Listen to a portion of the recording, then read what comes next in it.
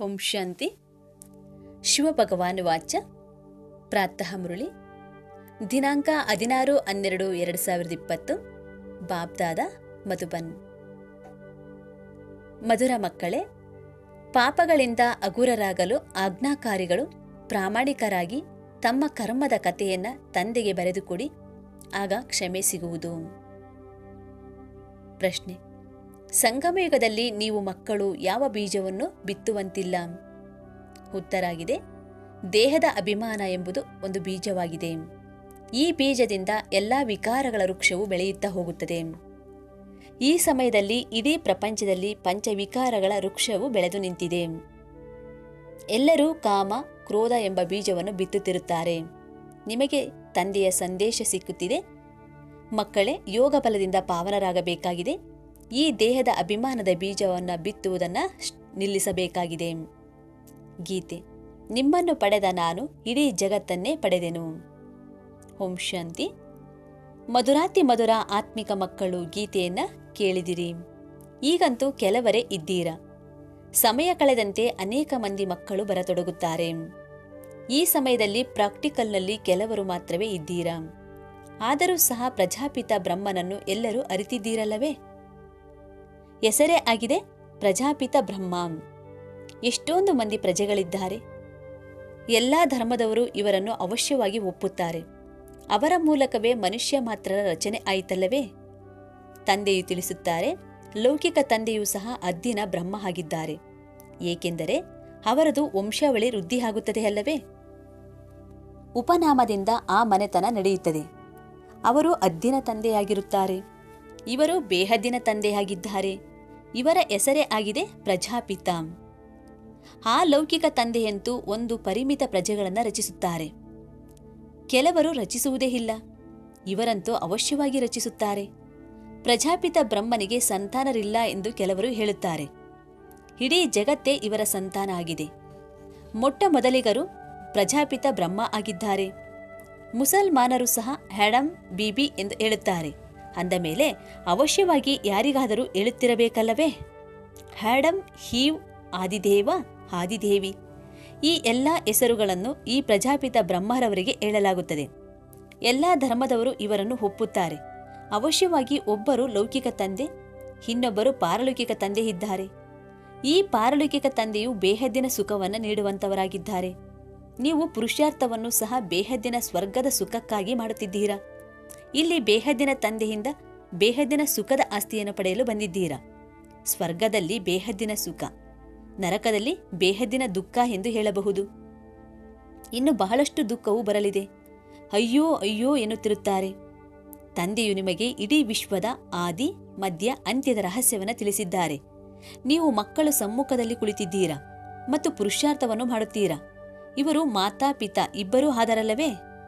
ಎಷ್ಟೊಂದು ಮಂದಿ ಮಕ್ಕಳಿದ್ದಾರೆ ನೋಡಿ. ಬೇಹದ್ದಿನ ಮಾತಾಪಿತರೊಂದಿಗೆ ಎಂದೂ ಯಾವುದೇ ಶತ್ರುತ್ವವನ್ನು ಇಟ್ಟುಕೊಳ್ಳುವುದಿಲ್ಲ. ಮಾತಾಪಿತರಿಂದ ಎಷ್ಟೊಂದು ತಮಗೆ ಸುಖ ಸಿಗುತ್ತದೆ. ಆದ್ದರಿಂದಲೇ ನೀವು ಮಾತಾಪಿತ ಬಂಧಿಷ್ಠ ಸುಖ ಎಂದು ಮಹಿಮೆ ಮಾಡುತ್ತೀರಾ. ಇದನ್ನು ನೀವು ಮಕ್ಕಳು ಈಗ ತಿಳಿದುಕೊಂಡಿದ್ದೀರಾ. ಅನ್ಯ ಧರ್ಮದವರೆಲ್ಲರೂ ಕೂಡ ತಂದೆ ಎಂದು ಕರೆಯುತ್ತಾರೆ.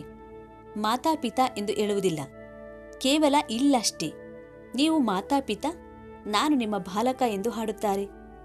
ನಾವು ಓದಿ ಮನುಷ್ಯರಿಂದ ದೇವತೆಗಳು, ಮುಳ್ಳುಗಳಿಂದ ಹೂವುಗಳಾಗುತ್ತಿದ್ದೇವೆ ಎಂದು ತಾವು ಮಕ್ಕಳು ತಿಳಿದುಕೊಂಡಿದ್ದೀರಾ. ತಂದೆಯು ಅಂಬಿಗ ಆಗಿದ್ದಾರೆ. ಹೂದೋಟದ ಮಾಲೀಕನೂ ಆಗಿದ್ದಾರೆ.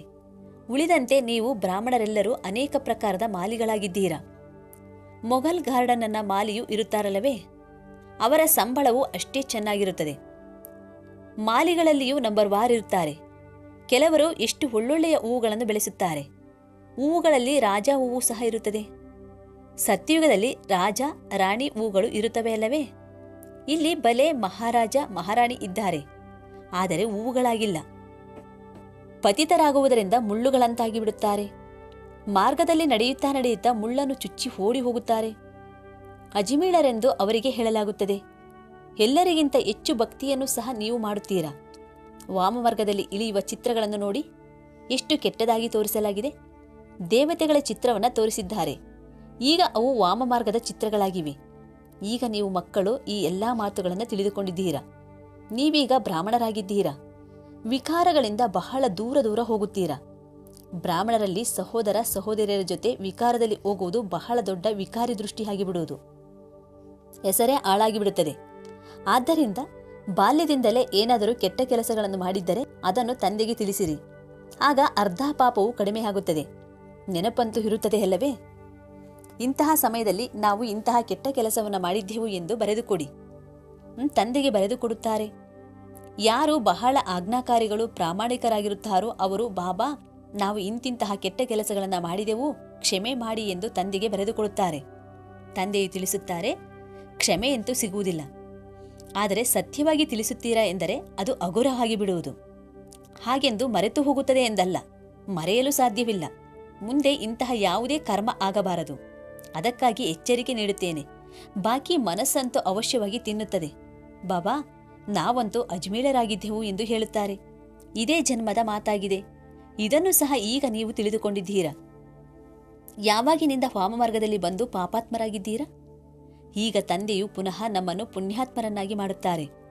ಪುಣ್ಯಾತ್ಮರ ಜಗತ್ತು ಬೇರೆಯಾಗಿದೆ, ಬಲೆ ಪ್ರಪಂಚವು ಒಂದೇ ಆಗಿದೆ. ಆದರೆ ಈಗ ತಮಗೆ ಅರ್ಥವಾಗಿದೆ, ಇದರಲ್ಲಿ 2 ಭಾಗಗಳಿವೆ. ಒಂದು ಪುಣ್ಯಾತ್ಮರ ಜಗತ್ತು, ಅದಕ್ಕೆ ಸ್ವರ್ಗ ಎಂದು ಹೇಳಲಾಗುತ್ತದೆ. ಇನ್ನೊಂದು ಪಾಪಾತ್ಮರ ಜಗತ್ತು, ಅದಕ್ಕೆ ನರಕ ಎಂದು ಹೇಳಲಾಗುತ್ತದೆ. ಅದು ದುಃಖಧಾಮ ಎಂದು ಕೂಡ ಹೇಳಲಾಗುತ್ತದೆ. ಸುಖದ ಪ್ರಪಂಚ ಮತ್ತು ದುಃಖದ ಪ್ರಪಂಚ. ಸುಖದ ಪ್ರಪಂಚದಲ್ಲಿ ಸುಖವಿರುತ್ತದೆ, ದುಃಖದ ಪ್ರಪಂಚದಲ್ಲಿ ದುಃಖವಿರುತ್ತದೆ. ದುಃಖದ ಪ್ರಪಂಚದಲ್ಲಿ ಎಲ್ಲರೂ ಸಹ ನಮ್ಮನ್ನು ಮುಕ್ತಗೊಳಿಸಿ ಮನೆಗೆ ಕರೆದುಕೊಂಡು ಹೋಗಿ ಎಂದು ಚೀರಾಡುತ್ತಿರುತ್ತಾರೆ. ಇದನ್ನು ಸಹ ಮಕ್ಕಳು ಈಗ ತಿಳಿದುಕೊಂಡಿದ್ದೀರಾ. ಮನೆ ಅಂದರೆ ಪರಮಧಾಮದಲ್ಲಿ ಹೋಗಿ ಕುಳಿತು ಬಿಡುವಂತಿಲ್ಲ, ಮತ್ತೆ ಪಾತ್ರವನ್ನು ಅಭಿನಯಿಸಲು ಬರಬೇಕಾಗಿದೆ. ಈ ಸಮಯದಲ್ಲಿ ಇಡೀ ಜಗತ್ತೇ ಪತಿತ ಆಗಿದೆ. ಈಗ ತಂದೆಯ ಮೂಲಕ ನೀವು ಪಾವನರಾಗುತ್ತಿದ್ದೀರಾ. ಲಕ್ಷ್ಯವೂ ಸಹ ತಮ್ಮ ಸಮ್ಮುಖದಲ್ಲಿದೆ. ಮತ್ಯಾರೂ ಸಹ ನಾವು ಈ ರೀತಿ ಆಗುತ್ತಿದ್ದೇವೆ ಎಂದು ಗುರಿ ಉದ್ದೇಶವನ್ನು ತೋರಿಸುವುದಿಲ್ಲ. ತಂದೆಯು ತಿಳಿಸುತ್ತಾರೆ, ಮಕ್ಕಳೇ ನೀವು ಎಷ್ಟು ಶ್ರೇಷ್ಠರಾಗಿದ್ದಂತಹವರು, ಈಗ ಅಷ್ಟು ಶ್ರೇಷ್ಠರಾಗಿಲ್ಲ. ಪೂಜ್ಯರಾಗಿದ್ದಂತಹವರು ಈಗ ಪೂಜಾರಿಗಳಾಗಿ ಬಿಟ್ಟಿದ್ದೀರಾ. ಈಗ ಪುನಃ ಪೂಜ್ಯರಾಗಲು ಪುರುಷಾರ್ಥವನ್ನು ಮಾಡಬೇಕು. ತಂದೆಯು ಎಷ್ಟು ಚೆನ್ನಾಗಿ ಪುರುಷಾರ್ಥವನ್ನು ಕೂಡ ಮಾಡಿಸುತ್ತಾರೆ. ನಾನು ರಾಜಕುಮಾರನಾಗುತ್ತೇನೆ ಎಂದು ಈ ಬ್ರಹ್ಮ ತಂದೆಯು ತಿಳಿದುಕೊಳ್ಳುತ್ತಾರಲ್ಲವೇ? ಇವರು ಮೊಟ್ಟ ಮೊದಲಿಗನೇ ಆಗಿದ್ದಾರೆ. ಆದರೂ ಸಹ ಪ್ರತಿ ಸಮಯ ನೆನಪು ಇರುವುದೇ ಇಲ್ಲ. ನನ್ನನ್ನು ಮರೆತು ಹೋಗುತ್ತಾರೆ. ಯಾರೆಷ್ಟಾದರೂ ಪರಿಶ್ರಮ ಪಡಲಿ, ಆದರೆ ಇನ್ನೂ ಆ ಸ್ಥಿತಿ ಬರುವುದಿಲ್ಲ. ಯಾವಾಗ ಯುದ್ಧದ ಸಮಯ ಬರುವುದೋ ಆಗ ಕರ್ಮಾತೀತ ಸ್ಥಿತಿ ಆಗುವುದು. ಪುರುಷಾರ್ಥವನ್ನಂತೂ ಎಲ್ಲರೂ ಮಾಡಬೇಕಲ್ಲವೇ? ಬ್ರಹ್ಮರವರು ಕೂಡ ಮಾಡಬೇಕಾಗಿದೆ. ನೀವು ತಿಳಿಸುತ್ತೀರಾ? ಚಿತ್ರದಲ್ಲಿ ನೋಡಿ, ತಂದೆಯ ಚಿತ್ರವು ಎಲ್ಲಿದೆ? ಒಮ್ಮೆಲೆ ವೃಕ್ಷದ ಕೊನೆಯಲ್ಲಿ ನಿಂತಿದ್ದಾರೆ. ಪತಿತ ಜಗತ್ತಿನಲ್ಲಿ ಮತ್ತು ಕೆಳಗೆ ತಪಸ್ಸನ್ನು ಕೂಡ ಮಾಡುತ್ತಿದ್ದಾರೆ. ಎಷ್ಟು ಸಹಜವಾಗಿ ತಿಳಿಸಿಕೊಡಬಹುದಾಗಿದೆ. ಈ ಎಲ್ಲ ಮಾತುಗಳನ್ನು ತಂದೆಯೇ ತಿಳಿಸುತ್ತಾರೆ. ಇವರಿಗೂ ಮೊದಲು ತಿಳಿದಿರಲಿಲ್ಲ. ಶಿವ ತಂದೆ ಜ್ಞಾನಪೂರ್ಣ ಆಗಿದ್ದಾರೆ. ಅವರನ್ನೇ, ಹೇ ಪರಮಪಿತ ಪರಮಾತ್ಮನೇ, ಬಂದು ನಮ್ಮನ್ನು ದುಃಖದಿಂದ ದೂರ ಮಾಡು ಎಂದು ಎಲ್ಲರೂ ನನ್ನನ್ನು ನೆನಪು ಮಾಡುತ್ತಾ ಬಂದಿದ್ದೀರಾ. ಬ್ರಹ್ಮ, ವಿಷ್ಣು, ಶಂಕರರು ದೇವತೆಗಳಾಗಿದ್ದಾರೆ.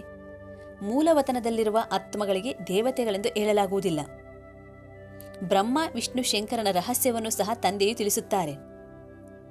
ಬ್ರಹ್ಮ, ಲಕ್ಷ್ಮೀ, ನಾರಾಯಣ ಇವರೆಲ್ಲರೂ ಇಲ್ಲಿಯೇ ಇರುವರಲ್ಲವೇ? ಕೇವಲ ನೀವು ಮಕ್ಕಳಿಗೆ ಈ ಸಮಯದಲ್ಲಿಯೇ ಸೂಕ್ಷ್ಮವತನದ ಸಾಕ್ಷಾತ್ಕಾರವಾಗುತ್ತದೆ. ಈ ಬ್ರಹ್ಮರವರು ಸಹ ಪರಿಸ್ಥಿತಿಯಾಗಿದ್ದಾರೆ. ಇದನ್ನು ಮಕ್ಕಳು ತಿಳಿದುಕೊಂಡಿದ್ದೀರಾ? ಯಾರು ಏಣಿಯ ಚಿತ್ರದಲ್ಲಿ ಮೇಲೆ ನಿಂತಿದ್ದಾರೆಯೋ ಅವರೇ ಮತ್ತೆ ಕೆಳಗೆ ತಪಸ್ಸನ್ನು ಮಾಡುತ್ತಿದ್ದಾರೆ. ಚಿತ್ರದಲ್ಲಿ ಬಹಳ ಸ್ಪಷ್ಟವಾಗಿ ತೋರಿಸಲಾಗಿದೆ. ಅಂದ ಮೇಲೆ ಬ್ರಹ್ಮ ತಮ್ಮನ್ನು ಭಗವಂತ ಎಂದು ಎಲ್ಲಿ ಕರೆಸಿಕೊಳ್ಳುತ್ತಾರೆ? ಇವರು ಸಹ ಹೇಳುತ್ತಾರೆ, ನಾನು ಬಹಳ ಕನಿಷ್ಠನಾಗಿದ್ದೆನು ಎಂದು. ತತ್ವಂ ಅರ್ಥಾತ್ ಪುನಃ ಶ್ರೇಷ್ಠನಾಗುತ್ತಿದ್ದೇನೆ ಎಂದು. ನೀವು ಸಹ ಶ್ರೇಷ್ಠರಾಗುತ್ತಿದ್ದೀರಾ. ತತ್ವಂ ಎಷ್ಟು ಸಹಜ ತಿಳಿದುಕೊಳ್ಳುವಂತಹ ಮಾತುಗಳಾಗಿವೆ. ಎಂದಾದರೂ ಯಾರಾದರೂ ಕೇಳಿದರೆ ಹೇಳಿ ನೋಡಿ, ಇವರು ಕಲಿಯುಗದ ಅಂತ್ಯದಲ್ಲಿ ನಿಂತಿದ್ದಾರಲ್ಲವೇ?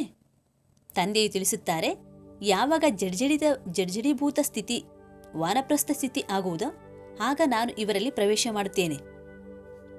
ಈಗ ರಾಜಯೋಗದ ತಪಸ್ಸನ್ನು ಮಾಡುತ್ತಿದ್ದಾರೆ. ತಪಸ್ಸು ಮಾಡುವವರಿಗೆ ದೇವತೆಗಳೆಂದು ಹೇಗೆ ಹೇಳುತ್ತೀರಾ? ರಾಜಯೋಗವನ್ನು ಕಲಿತು ನಂತರ ದೇವತೆಗಳಾಗುತ್ತಾರೆ. ನೀವು ಮಕ್ಕಳನ್ನು ಸಹ ಇಂತಹ ಕಿರೀಟಧಾರಿಗಳನ್ನಾಗಿ ಮಾಡುತ್ತಾರಲ್ಲವೇ? ಇವರೇ ದೇವತೆ ಆಗಿದ್ದಾರೆ.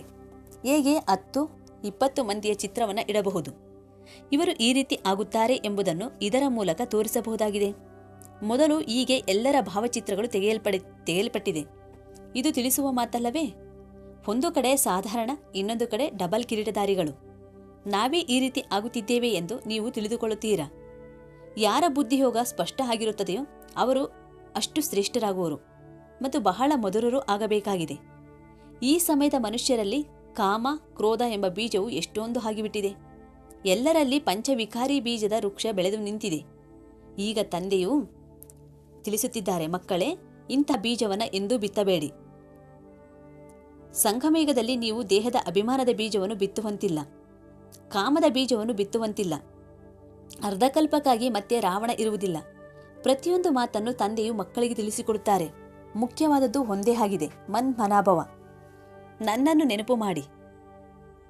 ಎಲ್ಲರಿಗಿಂತ ಕೊನೆಯಲ್ಲಿ ಇವರು ಇದ್ದಾರೆ, ಮತ್ತೆ ಎಲ್ಲರಿಗಿಂತ ಮೊಟ್ಟ ಮೊದಲಿಗ ಇವರೇ ಆಗುತ್ತಾರೆ. ಯೋಗ ಬಲದಿಂದ ಎಷ್ಟು ಪಾವನರಾಗುತ್ತೀರಾ? ಆರಂಭದಲ್ಲಂತೂ ಮಕ್ಕಳಿಗೆ ಬಹಳ ಸಾಕ್ಷಾತ್ಕಾರ ಆಗುತ್ತಿತ್ತು. ಭಕ್ತಿ ಮಾರ್ಗದಲ್ಲಿ ಯಾವಾಗ ನೌಧಾ ಭಕ್ತಿ ಮಾಡುವರೋ ಆಗ ಸಾಕ್ಷಾತ್ಕಾರವಾಗುತ್ತದೆ. ಇಲ್ಲಂತೂ ಕುಳಿತಿದ್ದಂತೆಯೇ ಧ್ಯಾನದಲ್ಲಿ ಹೊರಟು ಹೋಗುತ್ತಿದ್ದರು. ಇದಕ್ಕೆ ಮನುಷ್ಯರು ಜಾದು ಎಂದು ತಿಳಿಯುತ್ತಿದ್ದರು. ಇದಂತೂ ಫಸ್ಟ್ ಕ್ಲಾಸ್ ಜಾದುವಾಗಿದೆ. ಭಕ್ತ ಮೀರ ಬಹಳ ತಪಸ್ಸನ್ನ ಮಾಡಿದರು, ಸಾಧು ಸಂತರ ಸಂಘವನ್ನ ಮಾಡಿದರು. ಆದರೆ ಇಲ್ಲಿ ಯಾವುದೇ ಸಾಧು ಸಂತರಿಲ್ಲ. ಇವರು ನಮ್ಮೆಲ್ಲರ ತಂದೆಯಾಗಿದ್ದಾರೆ. ಎಲ್ಲರ ತಂದೆ ಶಿವ ತಂದೆಯಾಗಿದ್ದಾರೆ. ನಾವು ಗುರೂಜಿಯೊಂದಿಗೆ ಮಿಲನ ಮಾಡಿದೆವು ಎಂದು ಕೆಲವರು ಹೇಳುತ್ತಾರೆ. ಆದರೆ ಇಲ್ಲಿ ಗುರುಗಳು ಯಾರೂ ಇಲ್ಲ.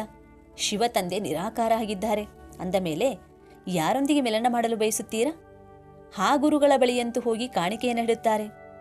ಇಲ್ಲಂತೂ ತಂದೆಯು ಬೇಹದ್ದಿನ ಮಾಲೀಕನಾಗಿದ್ದಾರೆ. ಇಲ್ಲಿ ಯಾವುದೇ ಕಾಣಿಕೆಯನ್ನು ಕೊಡುವ ಮಾತಿಲ್ಲ. ಅವರು ತೆಗೆದುಕೊಂಡು ಈ ಹಣವನ್ನ ಏನು ಮಾಡುತ್ತಾರೆ? ನಾನು ವಿಶ್ವದ ಮಾಲೀಕನಾಗುತ್ತೇನೆ ಎಂದು ಈ ಬ್ರಹ್ಮರವರು ಸಹ ತಿಳಿದುಕೊಳ್ಳುತ್ತಾರೆ. ಮಕ್ಕಳು ಏನೆಲ್ಲ ಹಣ ಇತ್ಯಾದಿಗಳನ್ನು ಕೊಡುತ್ತಾರೋ ಅದರಿಂದ ಅವರಿಗಾಗಿಯೇ ಮನೆ ಇತ್ಯಾದಿಗಳನ್ನು ಕಟ್ಟಿಸಲಾಗುತ್ತದೆ. ಹಣವಂತೂ ಈ ಶಿವ ತಂದೆಗಾಗಲಿ ಬ್ರಹ್ಮ ತಂದೆಗಾಗಲಿ ಬೇಕಾಗಿಲ್ಲ. ಈ ಮನೆಗಳನ್ನು ಸಹ ಮಕ್ಕಳಿಗಾಗಿಯೇ ಕಟ್ಟಿಸಲಾಗುತ್ತದೆ. ಮಕ್ಕಳೇ ಬಂದು ಇರುತ್ತೀರಾ? ಕೆಲವರು ಬಡವರಿರುತ್ತಾರೆ, ಕೆಲವರು ಶ್ರೀಮಂತರಿರುತ್ತಾರೆ. ಬಾಬಾ, ನಮ್ಮ ಈ ಹಣದಿಂದ ಒಂದು ಇಟ್ಟಿಗೆಯನ್ನಾದರೂ ಹಾಕಿರಿ ಎಂದು ಕೆಲವರು 2 ರೂಪಾಯಿಗಳನ್ನು ಕಳಿಸುತ್ತಾರೆ, ಕೆಲವರು 1000 ರೂಪಾಯಿಗಳನ್ನು ಕಳಿಸುತ್ತಾರೆ. ಭಾವನೆಯಂತೂ ಇಬ್ಬರದು ಒಂದೇ ಆಗಿದೆ ಅಲ್ಲವೇ? ಆದ್ದರಿಂದ ಇಬ್ಬರಿಗೂ ಪುಣ್ಯ ಒಂದೇ ಸಮನಾಗಿ ಸಿಕ್ಕಿಬಿಡುತ್ತದೆ. ಇಬ್ಬರ ಪುಣ್ಯವು ಸಮಾನವಾಗಿ ಬಿಡುತ್ತದೆ. ಮತ್ತೆ ಮಕ್ಕಳು ಬಂದಾಗ ಎಲ್ಲಿ ಬೇಕೋ ಅಲ್ಲಿ ಇರುವರು. ಯಾರು ಮನೆಯನ್ನು ಕಟ್ಟಿಸಿದ್ದಾರೆಯೋ ಅವರು ಒಂದು ವೇಳೆ ಬಂದರೆ ಅವರನ್ನು ಬಹಳ ಚೆನ್ನಾಗಿ ನೋಡಿಕೊಳ್ಳಬೇಕಾಗುತ್ತದೆ. ಇದರಿಂದ ಕೆಲವರು ತಂದೆಯೂ ಸಹ ಒಬ್ಬೊಬ್ಬರನ್ನು ನೋಡಿ ಖಾತರಿ ಮಾಡುತ್ತಾರೆಂದು ಹೇಳಿಬಿಡುತ್ತಾರೆ. ಅರೇ, ಅವಶ್ಯವಾಗಿ ಆ ರೀತಿ ಮಾಡಲೇಬೇಕಾಗುತ್ತದೆ ಅಲ್ಲವೇ? ಕೆಲವರನ್ನು ಎಲ್ಲಿ ಕೂರಿಸಿದರೂ ಕುಳಿತುಕೊಳ್ಳುತ್ತಾರೆ. ಇನ್ನು ಕೆಲವರು ಬಹಳ ನಾಜೂಕಾಗಿರುತ್ತಾರೆ. ವಿದೇಶದಲ್ಲಿರುವವರು ಬಹಳ ದೊಡ್ಡ ದೊಡ್ಡ ಮಹಲುಗಳಲ್ಲಿ ಇರುತ್ತಾರೆ. ಒಂದೊಂದು ದೇಶದಿಂದಲೂ ದೊಡ್ಡ ದೊಡ್ಡ ಸಾಹುಕಾರರು ಒಂದು ವೇಳೆ ನಿಶ್ಚಯ ಬುದ್ಧಿಯವರಾದರೆ ಮನೆಗಳನ್ನು ಅದೇ ರೀತಿ ಕಟ್ಟಿಸುತ್ತಾರೆ. ಇಲ್ಲಿ ನೋಡಿ, ಎಷ್ಟೊಂದು ಮಂದಿ ಮಕ್ಕಳು ಬರುತ್ತಾರೆ. ಮತ್ಯಾವ ತಂದೆಗೂ ಇಂತಹ ವಿಚಾರಗಳಿರುವುದಿಲ್ಲ. ಬಲೆ ಅವರಿಗೆ 10, 12 ಅಥವಾ 20 ಮಂದಿ ಮಕ್ಕಳು ಮೊಮ್ಮಕ್ಕಳಿರಬಹುದು.